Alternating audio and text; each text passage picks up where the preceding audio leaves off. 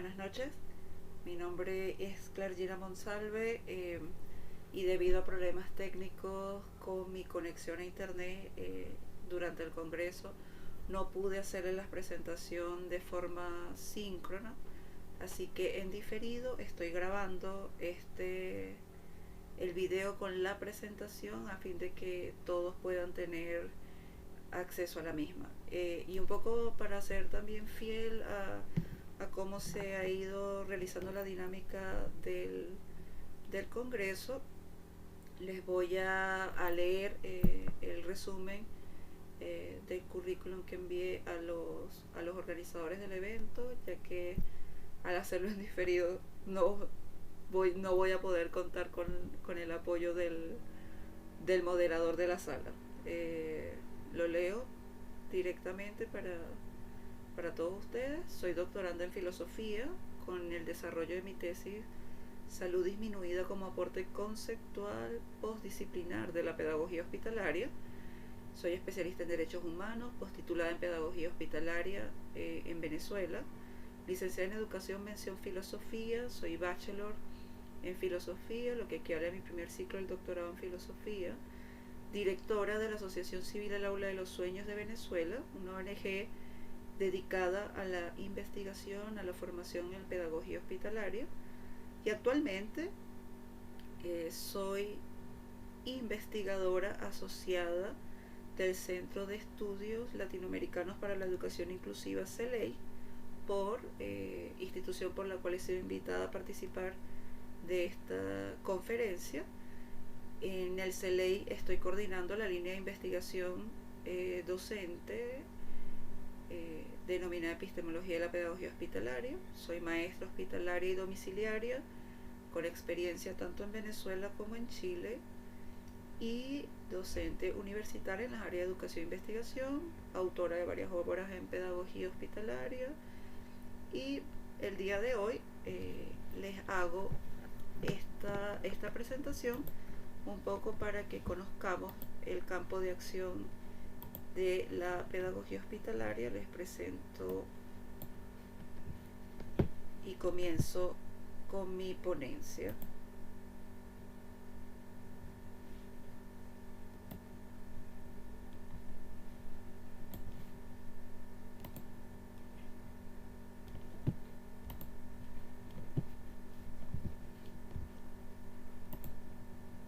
Bien, el día de hoy les voy a hablar de cómo o cuáles son las consideraciones que debemos tener para la gestión de un aula neurodiversa en contextos hospitalarios. Para poder hacer esta presentación, consideré relevante que desarrolláramos una serie de conceptos clave que ayudan luego a comprender los enfoques de la neurodiversidad que estamos abordando desde el centro de estudios y que también queremos relevar con respecto a la metodología propia que se desarrolla en el marco de la pedagogía hospitalaria. Para poder desarrollar esta presentación un poco la voy a resumir en los siguientes puntos. El objetivo general con el cual estamos iniciando y desarrollando esta investigación. Esta es una investigación que se encuentra en curso y estamos presentando el día de hoy, yo estoy presentando el día de hoy la primera parte de la misma. Luego el objetivo un poco contextualizar los ambientes hospitalarios para el aprendizaje y observar cuál es el perfil del estudiante que tenemos dentro de los ámbitos de intervención que se manejan dentro de la pedagogía hospitalaria. Esto va a ir arrojando una serie de claves para abordar estos espacios que son sumamente complejos, muy diversos con respecto a lo que vamos a conseguir en las aulas regulares o en las aulas dentro de la educación regular. Vamos a ver un poco entonces cuál es el modelo subyacente, el modelo educativo subyacente a la pedagogía hospitalaria, y cómo esto también nos da luces acerca de cómo debe ser este abordaje en clave de neurodiversidad. ¿Qué es lo que podemos esperar tanto maestros como padres? ¿Cuáles serían los retos para la atención de una población neurodiversa y con complejos estados de salud Para ello es importante que podamos observar y comprender un poco. Hablamos de ritmos de aprendizaje, desde el CELEI estamos introduciendo, disculpen, un poco los conceptos de trayectorias discontinuas de aprendizaje y heterocronía en las mediaciones. El sistema regular de enseñanza se basa en el cronosistema. Esto es lo que vamos a explicar o pretendo explicar en el abordaje de esta presentación. Entonces, cómo debemos alternar distintos ritmos dentro del proceso pedagógico, cuál es la mejor estrategia o el modelo de aprendizaje basado en proyectos que nos puede ayudar a una mejor gestión de todas estas manifestaciones neurodiversas en el aula, y un poco, bueno, llegar a algunas conclusiones preliminares. El objetivo general con el cual se desarrolla esta investigación se trata en primer lugar de describir, sobre la base de sistematizaciones de prácticas educativas en contextos hospitalarios y sus modalidades de atención, los retos para la gestión de un aula basados en los principios de la neurodiversidad y los propios principios que emergen de los fundamentos epistemológicos de la pedagogía hospitalaria. Y para un poco entender la complejidad de este espacio,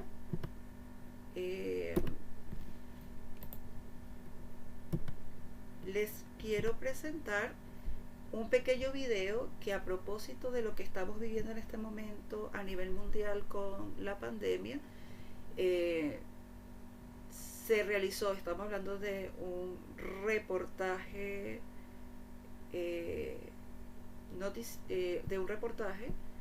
presentando un poco la dificultad que en este momento van a tener los docentes o tienen los maestros hospitalarios,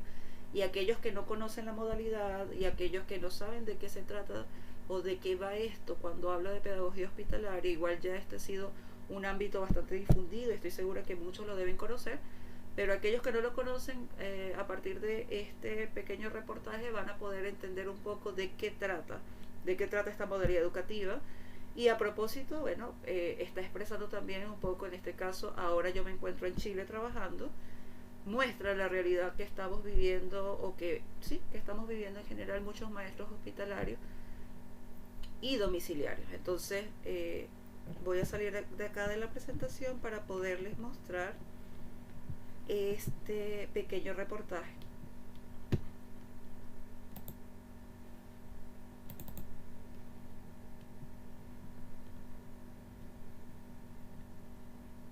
Vamos a darle unos minutos a ver si... Educacionales, pero que funcionan dentro de hospitales en beneficio de 18.000 niños y jóvenes pacientes. Esos son las aulas hospitalarias que existen en más de 50 hospitales en el país. Escuelas que hoy temen no poder seguir funcionando por efectos del coronavirus y también por la falta de recursos. Los detalles de una realidad poco conocida y la respuesta del gobierno en la siguiente nota. Permiso, mi nombre es Claudio Miranda. Nosotros traemos la escuela a la habitación, les adecuamos también las clases para que ellos sigan estudiando. Es una manera de como agradar la estadía acá en el hospital. Se denominan aulas hospitalarias porque se encargan de educar a niñas y niños que por condiciones de salud pasan más tiempo del deseado en recintos asistenciales. Aprenden entre tratamientos y rehabilitación, una tarea nada fácil pero que a muchos motiva y les permite no abandonar sus años de escolaridad mientras se recuperan. Estuvo en colegios normales, pero perdía mucha clase. Para nosotros ha sido un alivio el que exista este tipo de educación personalizada que le ayuda también a tener continuidad e inclusive hasta cierto grado de normalidad se le puede dar a sus estudios. Un trabajo muchas veces poco conocido, pero que se repite en distintos puntos del país. Son 58 las aulas hospitalarias a nivel nacional y todas hoy tienen el mismo problema: cómo funcionar frente a la pandemia del COVID-19. Por razones preventivas no podemos acceder a los hospitales, Por lo tanto, en este minuto la subvención que nosotros recibimos no nos alcanza. El temor que tenemos es que no podamos continuar, lo que significaría dejar a cientos de profesores sin trabajo y a miles de niños sin educación. Y es que por sus condiciones de salud, justamente estos estudiantes han tenido que continuar con sus terapias en casa. El otro masaje debe ser aquí en la boca, 1, 2. Algunos profesores han seguido con sus clases a distancia, mientras que otros han ido a visitar a sus alumnos. Muy bien. Sin embargo, la complicación sigue estando en el dispar acceso a la conectividad que las familias tienen, algo que ha sido latente en Punta Arenas, una de las zonas más golpeadas por el virus y donde el aula hospitalaria fue inaugurada recién el año pasado. ¿Cómo está su hijo? ¿Cómo se ha sentido él? Él está súper contento. Consideramos que la educación es un derecho fundamental que no se pierda a causa de la enfermedad y tampoco debería perderse por alguna situación socioeconómica. Pero lamentablemente nuestro panorama es súper crudo acá en la ciudad. Hay varios pacientes que no cuentan con la tecnología suficiente para conectar. Y ante el riesgo de quedar sin este espacio de educación, las familias comenzaron a compartir sus experiencias en redes sociales, todo para conseguir el apoyo del Estado, ya que de todas estas escuelas, solo 5 son públicas. He aprendido hartas cosas. Si voy a un colegio, me voy a la UCI. Como familia es muy difícil que lo pudiéramos hacer con nosotros mismos porque no contamos con la herramienta. Porque una motivación para la rehabilitación, para las hospitalizaciones en caso de que lo requieran, y también se cuenta como una terapia más. El Ministerio de Educación ya tomó contacto con los sostenedores y les informó que se les continuará pagando la subvención, dando así solución a un problema de financiamiento y permitiéndoles continuar con su labor educativa, hasta que las condiciones sanitarias les permitan volver a los hospitales. Y aunque sin fechas, el compromiso fue tomado por el gobierno, un apoyo que directivos y profesores dicen es clave para seguir educando a niñas y niños que debido a sus patologías siempre han conocido de estrictos cuidados sanitarios. Muy bien, como ustedes pueden ver, estamos hablando acá en este momento, este reportaje hace referencia a la realidad que está dándose en este momento en Chile, donde, como les comenté, ejerzo también como maestra hospitalaria y domiciliaria. Pero si ustedes se fijan y se pueden dar cuenta, este pequeño reportaje nos ayuda también a contextualizar en dónde comienza, dónde se desarrolla la pedagogía hospitalaria, y cuáles serían entonces los ámbitos de intervención de esta modalidad educativa, y que de cara al tema sobre el cual se está desarrollando el Congreso de Neuroeducación y al que nos convoca, pues cuáles son las implicaciones que de cara a la neurodiversidad, a la neuroeducación, a la neuropedagogía se presentan desde los ámbitos de intervención de la pedagogía hospitalaria. Como ustedes pueden ver y como pudieron observar, la pedagogía hospitalaria ha definido, y esto no solamente ocurre acá en Chile, sino a nivel de América Latina entera y de Europa, en la pedagogía hospitalaria se han definido 3 ámbitos principales de intervención, aunque los mismos con el avance de las tecnologías, de los espacios también de atención en salud, se han ido ampliando. En la pedagogía hospitalaria básicamente se han definido, al menos para la etapa escolar, 3 ámbitos, que sería la atención directamente en sala-cama, y como ustedes pueden observar en la presentación, estamos hablando de la atención educativa directamente con el estudiante que está hospitalizado. Sea esto, aquí vamos a hablar de largas o cortas hospitalizaciones, y hay distintos perfiles de salud y situaciones de morbilidad que van a llevar a la población infanto-juvenil a constantes hospitalizaciones. Y aquí tenemos entonces la presencia de un maestro que está directamente con el estudiante en un trabajo de 1 a 1 en su sala de hospitalización. Puede ocurrir, y esto es importante de cara a la gestión de un aula, tomando en cuenta los elementos de neurotipicidad o neuroatipicidad en el aula, que en esta sala de hospitalización podemos estar, y si estamos hablando de salas de hospitalización pediátrica, ubicados con estudiantes de 0 años a 18 años. Y un docente puede encontrarse con la realidad de entrar a una sala de hospitalización en donde va a tener que atender de forma individualizada, pero a la vez atendiendo a toda la demanda de estudiantes que se encuentran en ese momento en sala, a chicos con distintas edades, distintas patologías, situaciones con las cuales están hospitalizados, que pueden estar enfrentando por primera vez una hospitalización, o puede ser hospitalizaciones recurrentes porque tienen una enfermedad crónica que en general se maneja en casa, pero puede llevarlos en ciertos periodos de tiempo a que tengan que estar cortos periodos de hospitalización, y esto hace que el maestro hospitalario tenga que tomar en cuenta una serie de situaciones diversas en el momento en que decide, en que participa de la atención educativa en la sala. La segunda modalidad con la que contamos en pedagogía hospitalaria es la atención en aula o escuela hospitalaria. Hay muchas escuelas hospitalarias que dentro del mismo piso de pediatría tienen un aula. Como ustedes pueden observar, un espacio pedagógico que además tiene unas características interesantes porque no se parece desde el punto de vista ambiental a un aula tradicional. No vamos a ver dentro de las aulas hospitalarias pupitres que estén en donde nos sentemos uno detrás del otro, sino más bien estamos hablando de salas un poco más acogedoras, porque además son pequeñas, y en estas salas acceden o participan los estudiantes que pueden movilizarse de sus lugares de hospitalización, los que tienen permiso del médico tratante o de la enfermera a cargo del piso, de poderse movilizar, de que no tienen aislamiento establecido o alguna restricción por bioseguridad. Y estos estudiantes que se pueden trasladar al aula van a participar entonces de actividades docentes en un espacio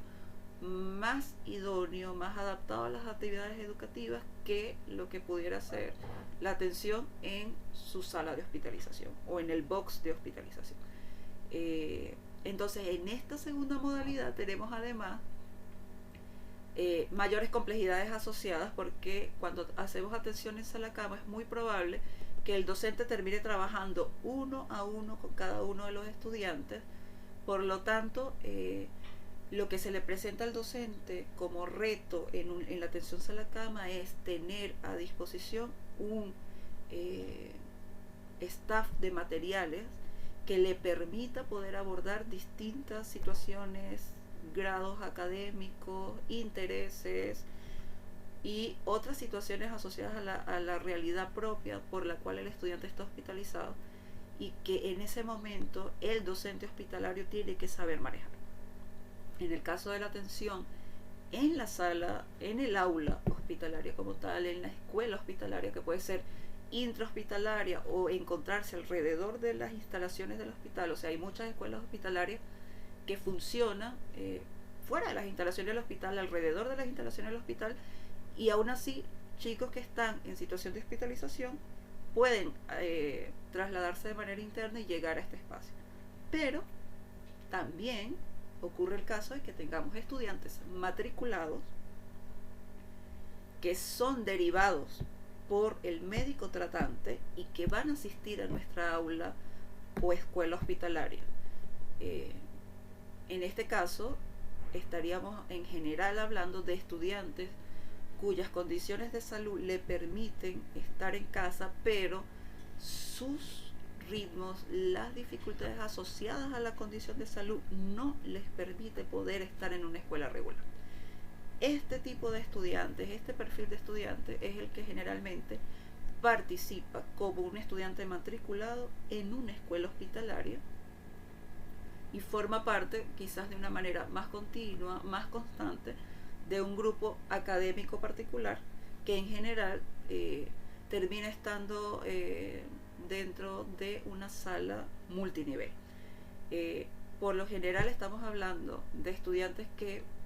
dentro de la modalidad de educación especial no han podido tener cabida por diversas circunstancias, y que dentro de la educación regular tampoco tienen cabida porque sus trayectorias de aprendizaje son discontinuas. Generalmente, y por ejemplo en el caso de basándonos en el perfil de salud local, en este caso podría hablar de Chile, la gran mayoría de los estudiantes que vamos a tener matriculados son derivados del área de salud mental, sea por temas psiquiátricos o neurológicos, que hacen que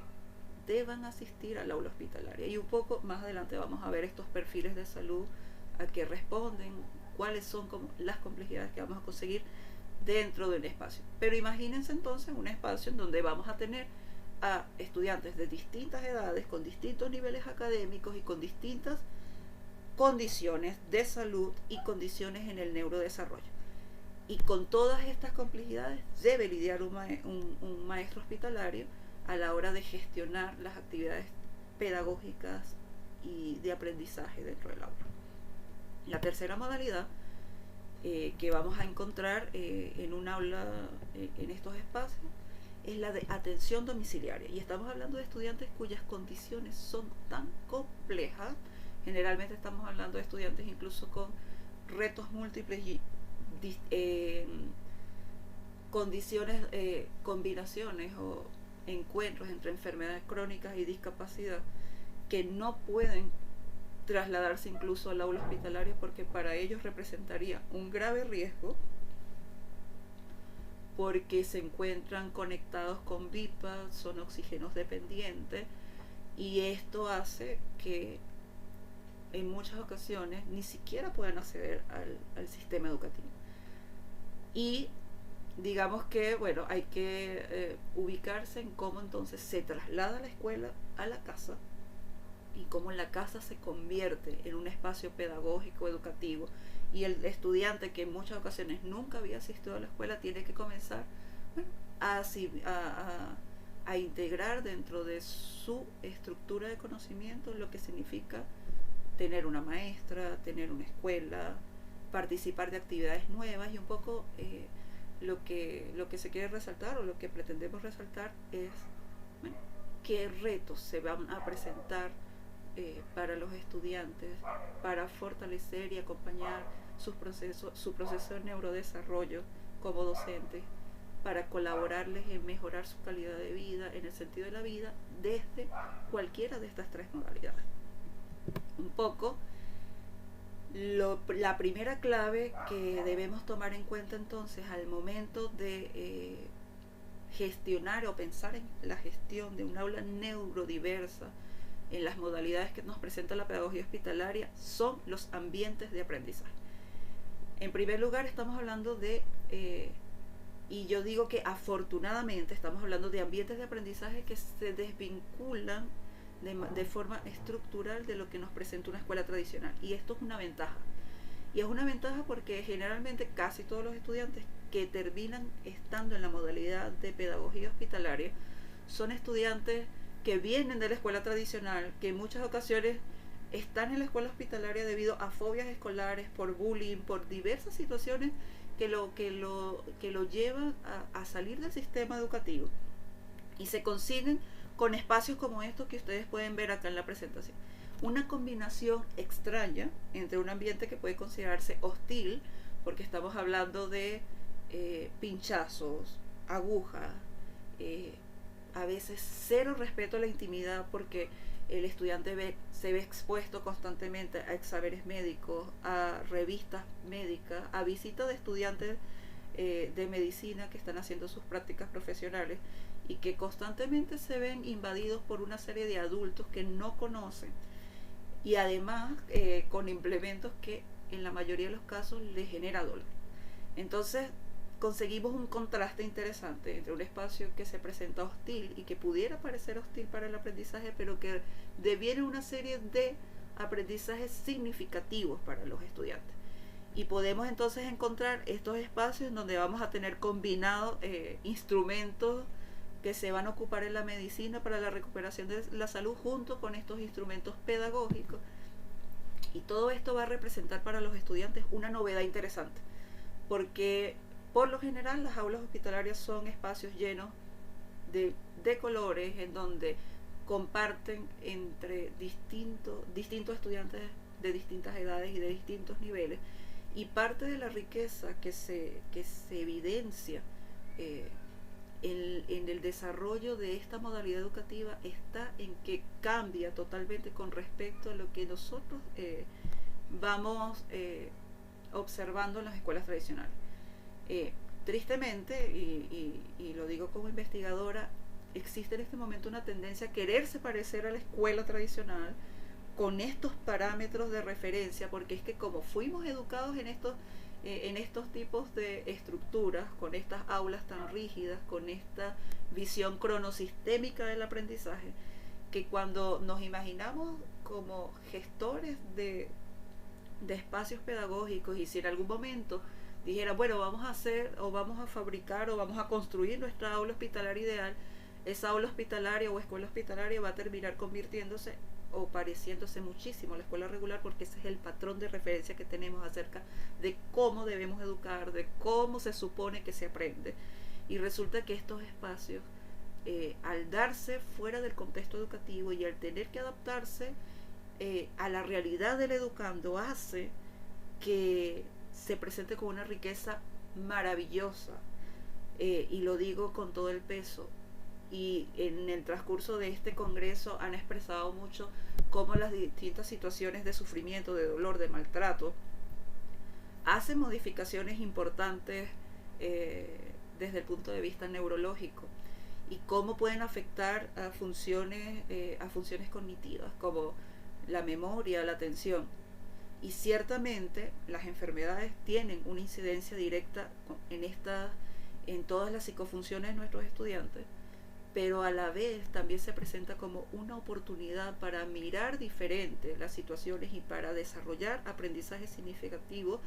haciendo una resignificación, una simbolización de la propia experiencia de sufrimiento que implica la enfermedad crónica o condiciones de salud que son complejas.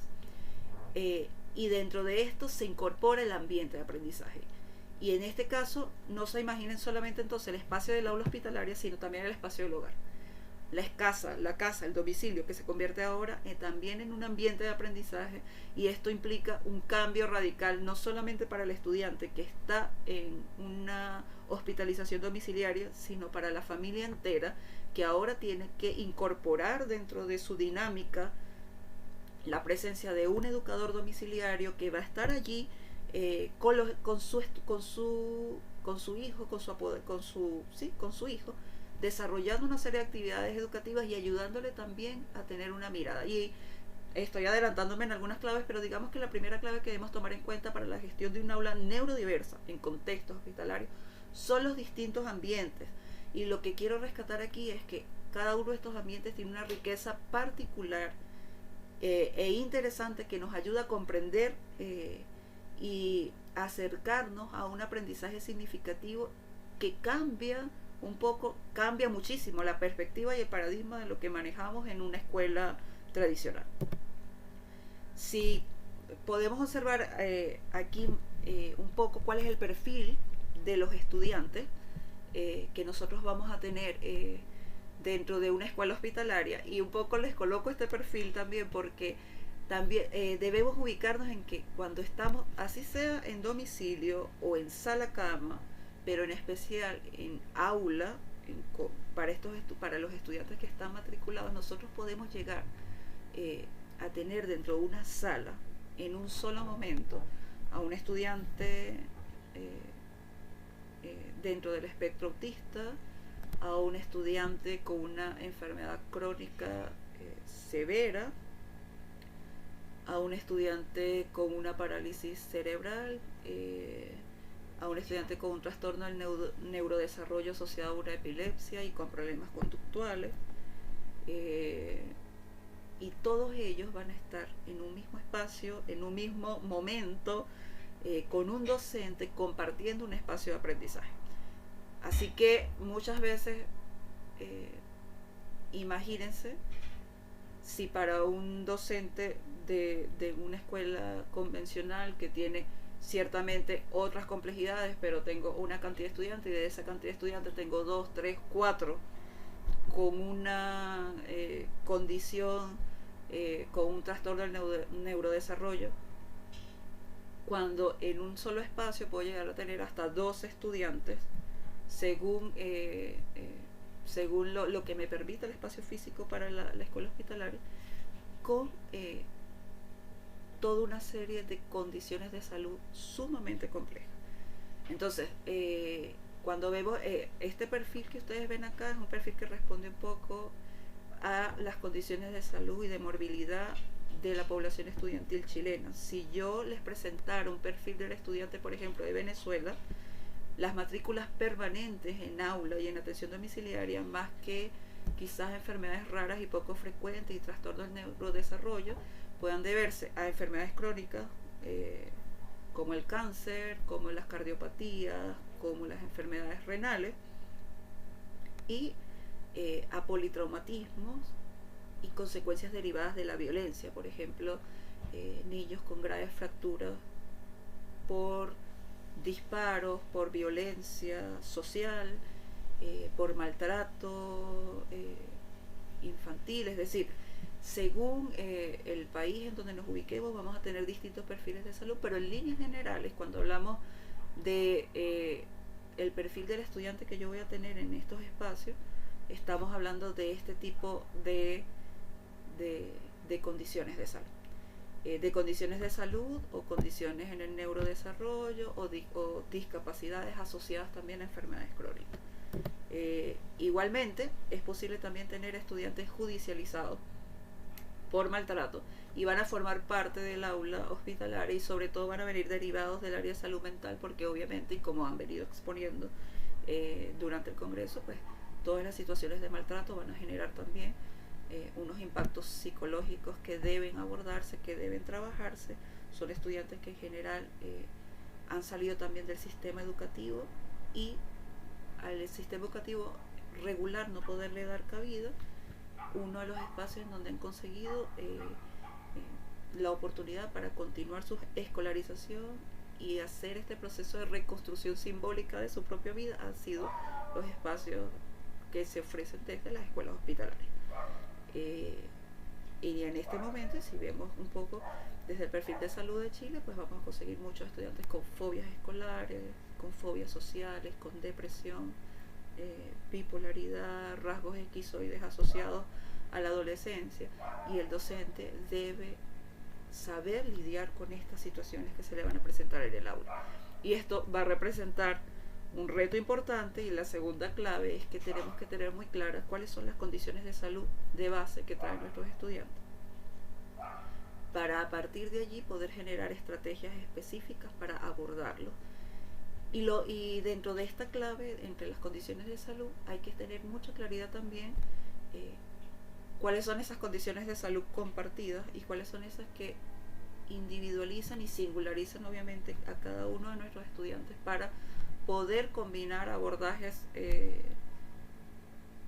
colectivos, de trabajos grupales con nuestros estudiantes y de trabajos individualizados, que es el fuerte en pedagogía hospitalaria.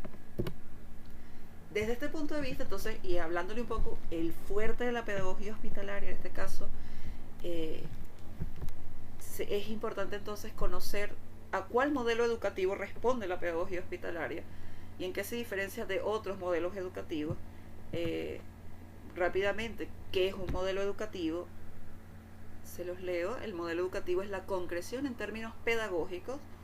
de los paradigmas educativos que una institución profesa y que sirve de referencia para todas las funciones que cumple, a fin de hacer realidad su proyecto educativo. El modelo educativo debe estar sustentado en la historia, valores, tanto de los profesores, visión, misión, objetivos, finalidades que va a tener la institución. Entonces, en pedagogía hospitalaria se van a presentar unas finalidades bien interesantes, además con respecto a lo que se plantea en la educación regular. Obviamente el modelo educativo va a estar sustentado por un paradigma Y este paradigma va a responder un poco hacia dónde está la mirada, hacia dónde yo quiero y hacia dónde la institución, en este caso, quiere desarrollar su acción. Entonces, bueno, vamos, aquí ustedes todos lo conocen, no voy a profundizar en estos paradigmas, pero tenemos el paradigma conductista o el humanista, el cognitivo, el sociocultural, el constructivista. En pedagogía hospitalaria vamos a tener una combinación de paradigmas educativos que van a ir entre las teorías humanistas, constructivistas, cognitivistas y sociocultural. Y tomando en cuenta que en muchas ocasiones trabajamos con estudiantes con trastornos de conducta, trastornos muy fuertes de conducta, algunos aportes del conductivismo también se ocupan, pero desde una mirada mucho más ecológica de cada uno de estos paradigmas y tomando en cuenta cada uno de los elementos que de estos paradigmas nos van a funcionar para poder hacer una atención centrada en el estudiante. Y esto es un poco lo que vamos a ver. Digamos que trabajaríamos con un modelo educativo que va centrado al resultado de aprendizaje, y al centrarnos en el resultado de aprendizaje nos estamos centrando en la figura, en el sujeto, que en este caso es nuestro estudiante. Y por eso, si a nosotros observamos distintos modelos educativos y contrastamos cuál es el modelo educativo que está promoviendo actualmente la escuela, si a mí me lo preguntan como especialista, como investigadora, como docente que está día a día en el aula y que ha estado también en la escuela regular como en la escuela hospitalaria, nos encontramos en general en toda América Latina en modelos educativos más centrados en el desempeño. ¿Y esto qué implica? Que son modelos educativos que se encuentran mejorando la calidad de la educación para atender a la construcción de competencias que ayuden a que los sujetos puedan incursionar dentro de los campos laborales. Está dirigido más a los resultados y el aprendizaje individual, pero sin embargo el enfoque responde a esta educación industrializada, a esta educación muy común de los regímenes post industrializados, en donde lo que se busca es tener un buen trabajador. Y cuando nosotros estamos en pedagogía hospitalaria con estudiantes con graves condiciones de salud, incluso con pronósticos vitales que pueden ser bastante desalentadores,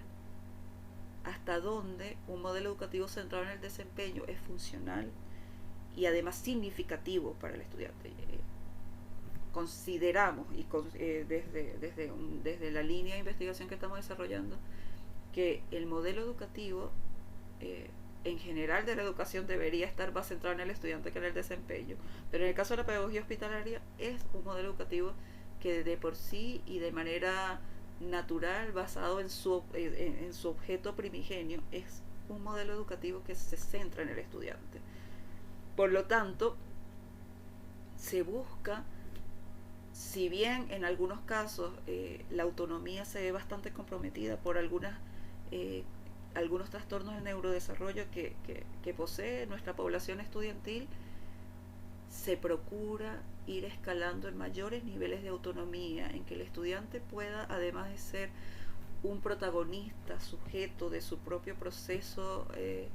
de aprendizaje, que el mismo estudiante vaya descubriendo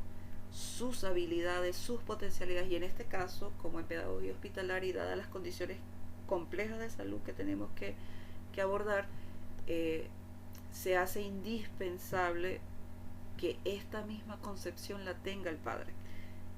porque, por ejemplo, en la atención domiciliaria existe un binomio indisoluble entre el papá y el estudiante. Si el papá no cree en las potencialidades del estudiante,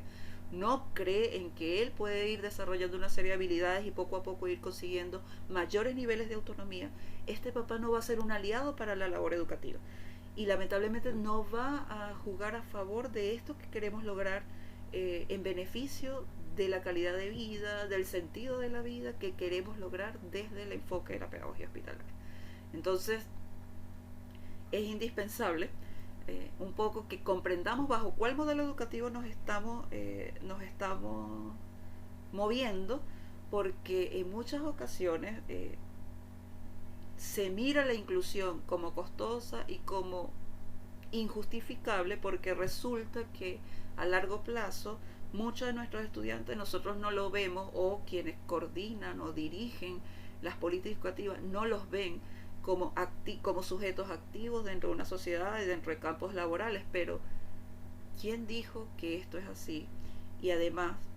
¿qué es lo más importante dentro de un proceso educativo y durante la infancia? Proyectar constantemente hacia un futuro que finalmente para cada uno de nosotros es incierto, o centrarnos en una pedagogía del presente que desde el presente rescate todas aquellas potencialidades, habilidades y intereses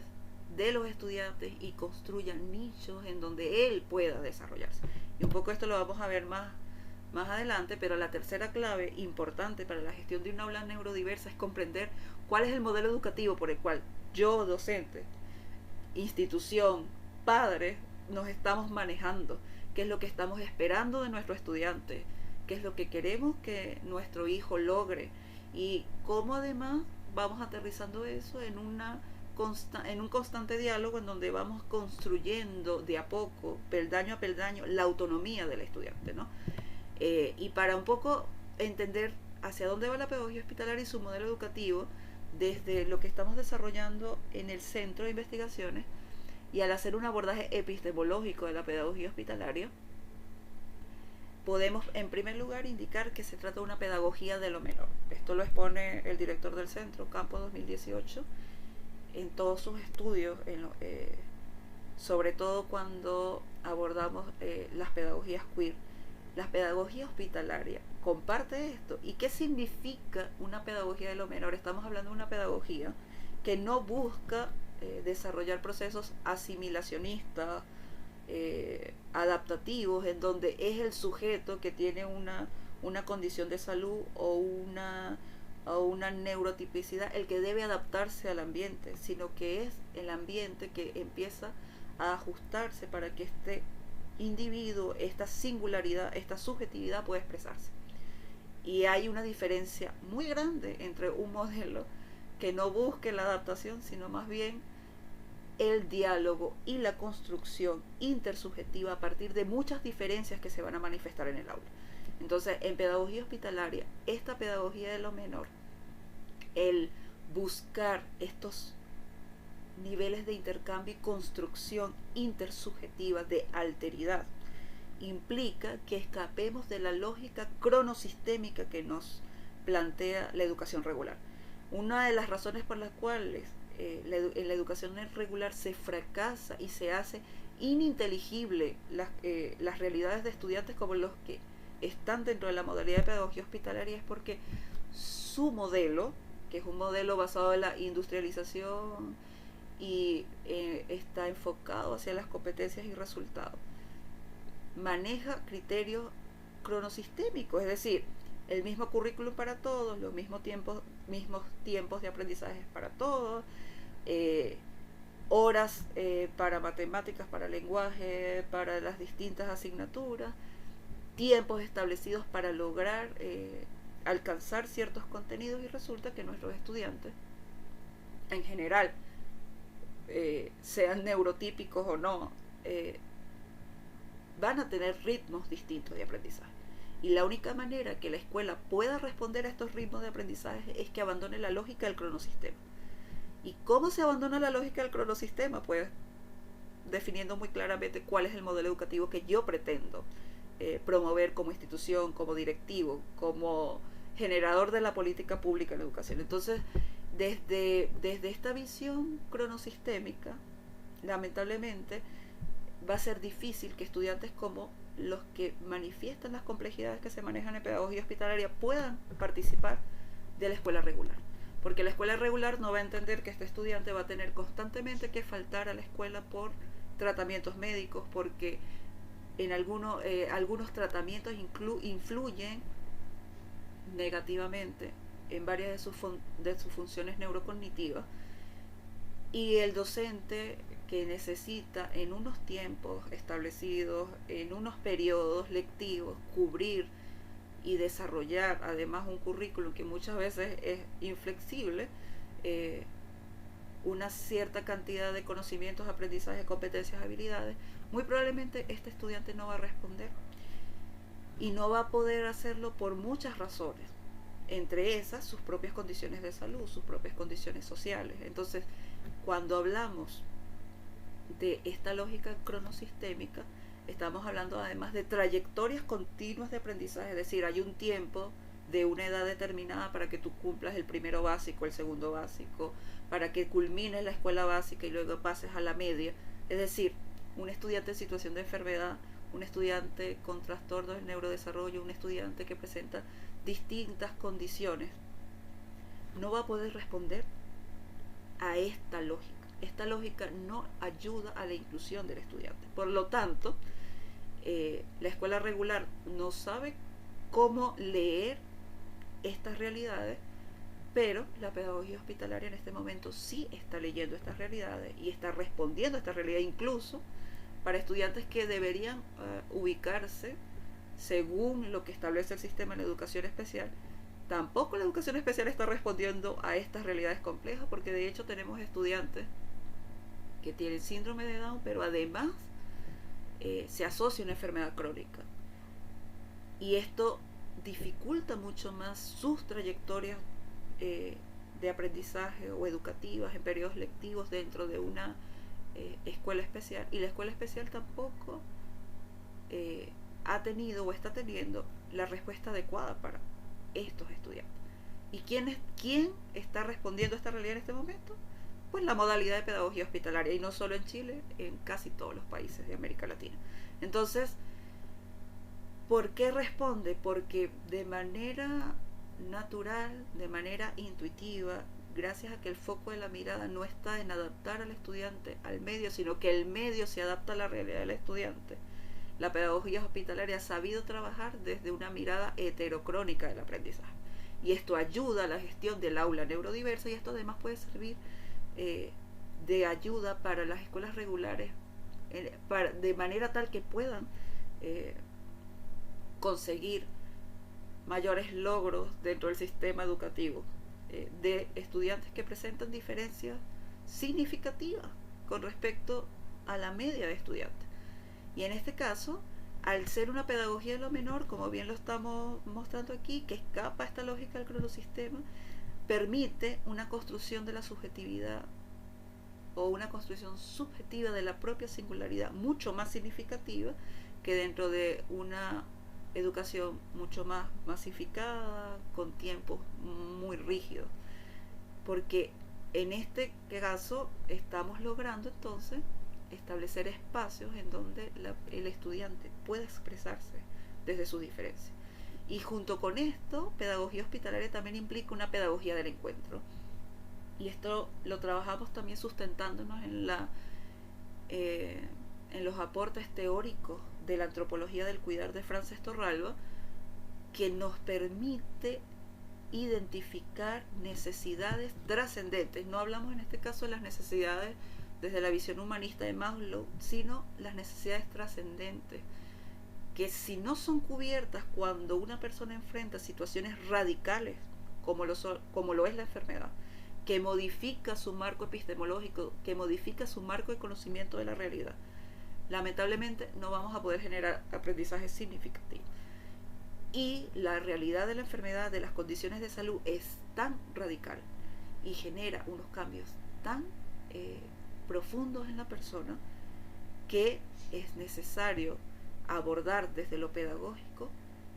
el proyecto de vida, el sentido de la vida, la reconstrucción del proyecto de vida. Por lo tanto, la pedagogía hospitalaria es una pedagogía que va mucho más allá de la escolarización y ocupa los contenidos curriculares en razón de poder dar respuesta al sentido de la vida de esta persona, que ocupa las habilidades o las destrezas desde el punto de vista didáctico, que desde lo didáctico y lo pedagógico queremos fortalecer en los estudiantes para lograr esa mayor autonomía y que ellos y sus padres descubran esas habilidades, esas potencialidades para un proyecto de vida situado que permita desarrollo, plenitud, más allá de la condición de salud.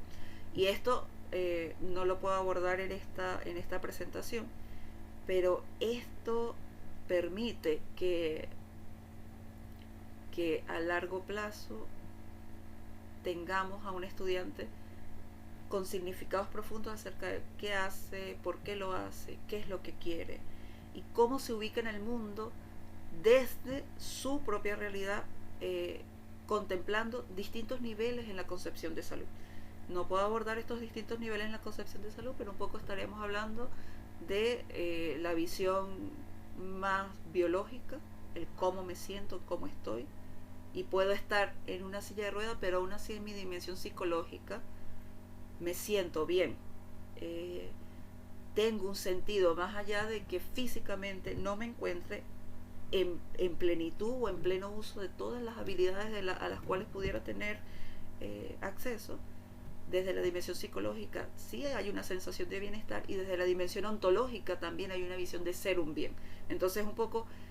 la visión pedagógica que nos presenta la pedagogía hospitalaria como una pedagogía del encuentro, como una pedagogía del significado, nos apunta hacia eso como modelo educativo. Entonces, en esta construcción subjetiva de la propia singularidad del significado de la vida, desde la visión de la neurodiversidad, es importante entonces tomar en cuenta lo que Armstrong nos plantea, y es que debemos utilizar un lenguaje más positivo con respecto a los trastornos del neurodesarrollo. El impacto de la enfermedad y los trastornos del neurodesarrollo pueden ocasionar un sufrimiento indecible para quienes lo padecen, para los seres queridos, para la familia, pero debemos superar esta visión unilateral que nos viene de la medicina, de este enfoque biomédico basado en la deficiencia, y que se orienta mucho a esta postura de la enfermedad, para explorar aspectos positivos de estas condiciones y llevar a un equilibrio y a un desarrollo de lo que aquí les comento, que es generar nichos. Me queda muy poco tiempo, voy a tratar de ir cerrando, pero a grandes rasgos es importante que resaltar que el neurodesarrollo es un proceso cuyo correlato evolutivo es la adaptación al medio y a la contribución mediante pautas conductuales para el mantenimiento de una tasa reproductiva capaz de sostener la supervivencia de la especie. ¿Cuáles son los criterios o cuáles son las principales teorías con las cuales se habla de la supervivencia de la especie? Vamos a hablar del enfoque darwinista o darwiniano. Y este enfoque nos habla de la supervivencia del más fuerte, pero lamentablemente en una sociedad que busca la inclusión no podemos hablar de la supervivencia del más fuerte. Necesitamos tener otras lógicas para la supervivencia de la especie, y en este caso voy a tomar el aporte de el biólogo Richard Lewontin, que también es citado por Armstrong, y que nos explica que otra forma de mirar la supervivencia y el éxito en la vida es en la generación de nichos que representan un proceso para que el organismo altere el propio entorno o el entorno de otras especies para aumentar sus posibilidades de supervivencia. Y en este caso significa entonces, y desde la mirada de la neurodiversidad, modificar el entorno para ajustarla a la necesidad y a las características de los cerebros únicos que vamos a tener en el aula, y que en aula hospitalaria se representan de una manera contundente, por decirlo de algún modo. Desde este punto de vista, entonces, ¿qué nos permitiría una mirada desde el neurodesarrollo? Bueno, que emerjan y que se contemplen características muy diversas de lo que significa lo normal dentro del contexto social. Y esto resume un poco lo que vengo hablando. Tiene que hablarse de una visión acerca del ser humano y su corporeidad basado en un modelo que supere al de la deficiencia, al de la dicotomía entre persona sana, persona enferma, o persona normal y persona anormal. Estamos hablando de distintas formas de manifestarnos en el mundo, y cómo el docente debe acompañar no solamente el docente, el equipo interdisciplinario, el médico, el asistente social, el psicólogo, el neuropsicólogo, en la manifestación más plena de las diferentes formas de expresiones de singularidades, identidades que vamos a tener dentro de nuestros espacios sociales, académicos, salas hospitalarias, aulas de clase. Por lo tanto, necesitamos romper con el modelo educativo que se basa en la dicotomía de la anormalidad centrada o normalidad centrada en el desempeño. ¿Por qué? Porque eso va a definir hasta dónde vamos a ir trabajando con el tema hacia dónde proyectamos nuestra acción pedagógica, ¿no? Y sobre todo entender que tenemos que superar estas realidades de segregación, exclusión, que traen a cuestas mucho de nuestros estudiantes y que también inciden en un sufrimiento agregado, además de la propia condición que tienen que padecer. Por lo tanto, la cuarta clave implica abordar lo pedagógico desde las potencialidades, y para la gestión de un aula neurodiversa en estos contextos, lo más importante, una de las claves más importantes es descubrir y potenciar las habilidades, lo positivo, con aquello con lo que cuento, aquello con lo que sí puedo transformar mi realidad, y no tanto enfocarnos en el modelo de la deficiencia. Para ello, bueno, los primeros que debemos tener esta nueva mirada somos los educadores, pero también debemos acompañar a los padres a este proceso de manera que estos contribuyan a mayores niveles de autonomía de sus estudiantes, y como se viene explicando en este congreso, debemos apostar por la motivación, por el descubrimiento de habilidades con pequeños pasos para la manifestación más consciente de la propia singularidad, por lo cual debemos entonces comprender, y un poco esta imagen nos lo refleja, que hay estudiantes que no van a estar dentro de la lógica común y tradicional, sino que van a romper con cualquiera de nuestras expectativas y nos van a exigir una mayor creatividad a la hora de abordar con ellos los contenidos. ¿Y cómo podemos ir viendo dentro de la gestión del aula neurodiversa en contextos hospitalarios? Un poco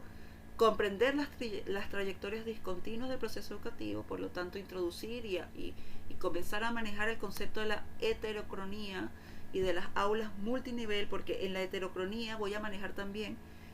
la heterocronía implica que yo voy a tener un espacio pedagógico en donde hay distintas edades, distintas perspectivas, distintos ritmos de aprendizaje. Y yo debo poder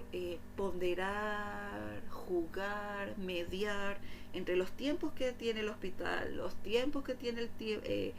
el año lectivo académico, los tiempos de la familia si estoy trabajando dentro de la casa del estudiante, los tiempos del propio estudiante que hoy no se siente bien, que hoy se descompensó, que no comprende de la misma forma que su compañero el contenido que estoy desarrollando. Por lo tanto, también debo ir indagando características propias asociadas a las condiciones de neurodesarrollo de nuestros estudiantes. A eso me refiero si estoy hablando de un chico con hemiplegia alternante de la infancia, qué implicaciones a nivel neurocognitivo están allí, a nivel de conducta, y cómo yo voy a desarrollar actividades muy particulares para él y a la vez actividades que le permitan a él desarrollar procesos de socialización, acompañamiento. Hay algo maravilloso que nos ofrece la pedagogía hospitalaria, que va a ser un poco más difícil conseguir en las escuelas regulares dentro de este concepto de heterocronía, es que al tener aulas multinivel nosotros vamos a tener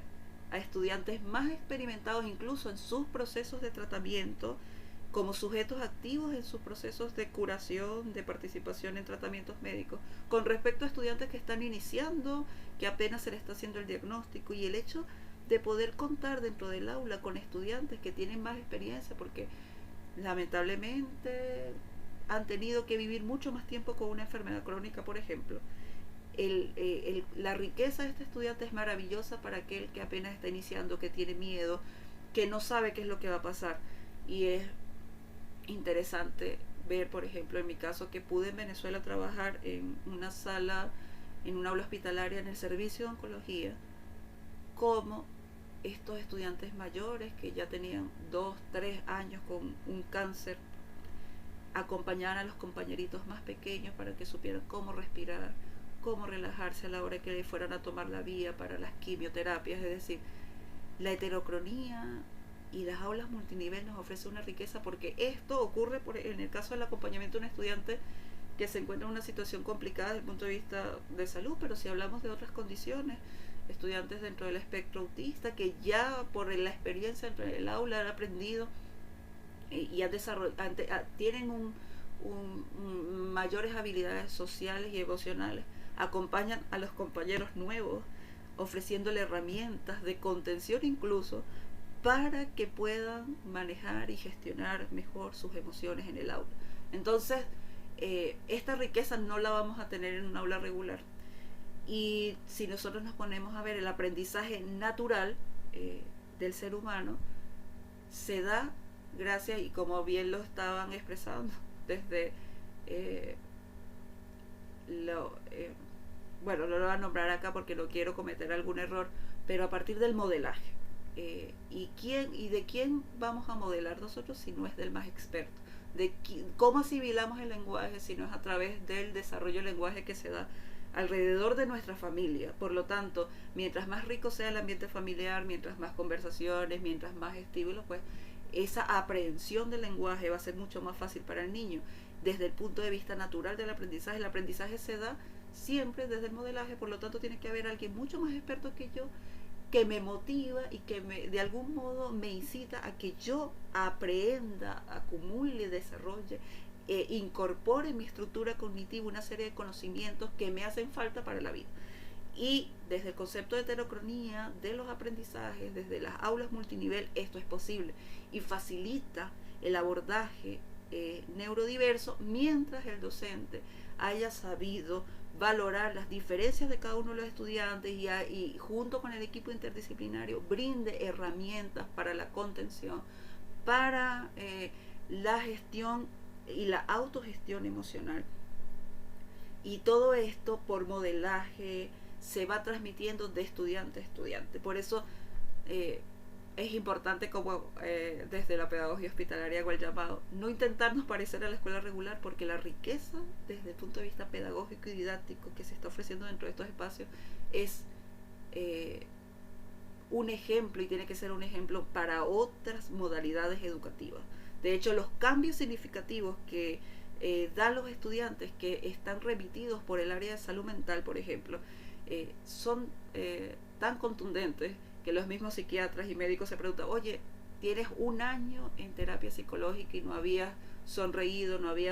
y resulta que tienes una semana en el aula hospitalaria y estás hablando, te estás riendo, quieres asistir al aula. Es que el ambiente que se genera lo propicia, y nosotros como maestros hospitalarios no podemos perder estas características que nos distinguen de otras modalidades y que además representa un nicho, como bien nos pide Armstrong, representa un nicho para el desarrollo del estudiante, en donde el espacio se está adaptando al estudiante y no se le pide el contrario, para que éste no sienta miedo de expresarse, de desarrollarse, de mostrar sus emociones, sus sentimientos, de compartirlas e incluso de convertirse en tutor de aquellos compañeros que están empezando en el proceso. Entonces es importante, y por eso como coloco dentro de esta lámina, trabajar cuál es el sentido que el estudiante y su familia están otorgando a su existencia, partiendo de la elaboración subjetiva de la realidad de dolor y sufrimiento que implica o la condición de salud que tenga, o el trastorno o el síndrome que tengan que estar enfrentando, ¿no? Por lo tanto, la quinta clave, ya voy a ir cerrando porque ya se ve pasar el tiempo, es definir cuál sería la mejor estrategia general para mediar los aprendizajes en estos contextos tan complejos. Como investigadora, como también un poco con la experiencia como maestra hospitalaria, los proyectos o el aprendizaje basado en proyectos es uno de las estrategias desde el punto de vista didáctico que me puede permitir mantener estas características que me ofrece de por sí el aula hospitalaria. ¿Por qué? Porque puedo flexibilizar tiempos, puedo permitir interacciones con estudiantes de distintos niveles, partiendo de contenidos comunes, de temas comunes, incluso de trayectorias de resolución de problemas que son comunes, pero que luego se van a adaptar a cada una de las características de los estudiantes. De hecho, el aprendizaje basado en proyectos con estudiantes con todas estas complejidades también me va a permitir explorar las distintas posibilidades de inteligencia que voy a tener dentro del aula. Obviamente, esto va a generar una interacción compleja, pero aquel estudiante que está más dado hacia el cálculo numérico o aquel que está más dado hacia la expresión literaria o la artística dentro de un proyecto basado dentro de un proyecto de aprendizaje con temas comunes, va a poder tener la posibilidad de explotar más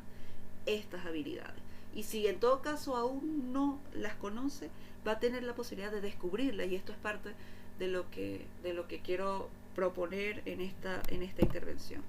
Así que en este caso, y partiendo un poco de estos temas comunes, es importante entonces, como sexta clave para la gestión de un aula neurodiversa, definir cuál será la mejor mediación didáctica, partiendo y tratando de salvar algunos neuromitos que hay con respecto a los sistemas de representación dominantes, si eres más auditivo, kinestésico o visual. Consideramos y entendemos desde lo que se maneja en la investigación que en cualquier proceso de aprendizaje todo nuestro cerebro se activa, todas nuestras distintas áreas cerebrales van a interactuar, porque mientras estoy escuchando, estoy mirando, estoy sintiendo, estoy percibiendo aromas, sensaciones. Entonces, si aprendemos con todo el cerebro, digamos que las estrategias que debemos utilizar en el aula deben basarse en la integración sensorial. Debo ocupar herramientas que permitan a los estudiantes acercarse al conocimiento desde distintos sistemas de representación para que la experiencia sea cada vez más rica. Una de las realidades que tenemos, me voy a tomar unos 5 minutos más, pido disculpas, pero una de las situaciones que tenemos, por ejemplo en el caso de los niños de atención domiciliaria, es que su mundo de interacción se ve empobrecido, y debemos decirlo de esta forma, y en muchos casos porque el médico tratante, vamos a suponer que se trata de un daño neurológico severo, le dice a los papás, mire, su hijo va a ser una plantita, él no va a tener mayor interacción. Entonces la familia cree eso, asume este modelo basado en la deficiencia, y asumiendo este modelo basado en la deficiencia no hace ninguna estimulación a este estudiante, no lo acompaña, no le lee un cuento, no le pone música, sino que lo tiene ahí como una plantita y le deja el televisor todo el día. Digamos que este estudiante no ha tenido la posibilidad de una representación más enriquecida del mundo que lo rodea. ¿Qué debemos hacer nosotros como docentes cuando accedemos a esta realidad? Enriquecer el sistema de mundo de este estudiante, conectarlo con aromas, con sonidos, con texturas, con palabras, con vocabulario, con ideas. Lamentablemente, y al menos en educación, no contamos con instrumentos para investigar cómo estas interacciones y cómo estos procesos de enriquecimiento conceptual, de ideas, de sensibilidad que nosotros queremos y desarrollamos con los estudiantes, cómo se está manifestando a nivel interno, porque como bien vimos en los perfiles, en el caso de atención domiciliaria estamos hablando de estudiantes que en muchas ocasiones, en la mayoría de las ocasiones, tienen un daño neurológico severo, no hablan o no ven, es decir, van a tener deficiencias sensoriales múltiples. Por lo tanto, muchas de las interacciones que desarrollamos no tenemos formas de medirlas. Eso no implica que yo como docente me limite a hacer lo mínimo, sino más bien me reta a que conduzca mi acción docente hacia la mayor riqueza en la experiencia que va a tener ese estudiante, en esa interacción además que va a tener conmigo como su docente, con su papá, y eso implica entonces definir claves comunicativas, descubrir cuál es su sí, cuál es su no, cuándo le gusta algo, cuándo no le gusta algo, y de a poco entonces ir construyendo, como decían las láminas anteriores, peldaño a peldaño, estos procesos de autonomía. Por lo tanto, debemos entonces instalar y desarrollar procesos que se queden en nuestra memoria a largo plazo, en este cerebro reptiliano y límbico, sobre todo constantemente haciendo denotar los procesos durante la secuencia didáctica, la música que ocupamos para cada uno en los momentos de aprendizaje, las texturas, para que se vayan instalando en este andamiaje constructivo que nuestro estudiante va a ir desarrollando. Por esa razón, indistintamente de la condición, es importante mirar al cerebro como susceptible a modificaciones desde el concepto de plasticidad cerebral, para que toda esta nueva información que vamos a ir desarrollando de manera interactiva, constructiva, dialógica con nuestro estudiante, vaya enriqueciendo su estructura de conocimiento, su sistema de mundo, su sistema de comunicación. Y esto va a ayudar tanto al padre como al estudiante a que descubra nuevas habilidades, a que se potencie aquellas habilidades que se han descuidado y que se transformen en creencias en relación a los límites que impone o la enfermedad o el trastorno específico en neurodesarrollo que tenga nuestro estudiante. Entonces, el llamado es a que valoremos la riqueza del aula multinivel. Ya con esto cierro, y que entendamos que los espacios educativos en pedagogía hospitalaria son sumamente complejos, pero esta complejidad nos ofrece una riqueza maravillosa para explorar nuevas herramientas constructivas y nuevas formas de entender el hecho educativo, los procesos educativos, y también cómo aplicamos estas herramientas de neuroeducación. Yo dejo mi presentación hasta aquí, me tomé unos minutos de más, les pido disculpas, espero que haya sido de su agrado. Entiendo que no voy a poder responder preguntas debido a que estoy presentando esto en diferido. Sin embargo, bueno, allí tiene mi correo electrónico. Cualquier duda, cualquier crítica constructiva a lo que les he presentado el día de hoy será bienvenida. Muchas gracias nuevamente a los organizadores del evento, y espero que puedan sacarle el jugo a este pequeño aporte, a este grano de arena que he podido brindarles hoy a través de este congreso. Bueno, muchas gracias, que tengan una feliz noche, y mañana una gran jornada para el cierre del congreso.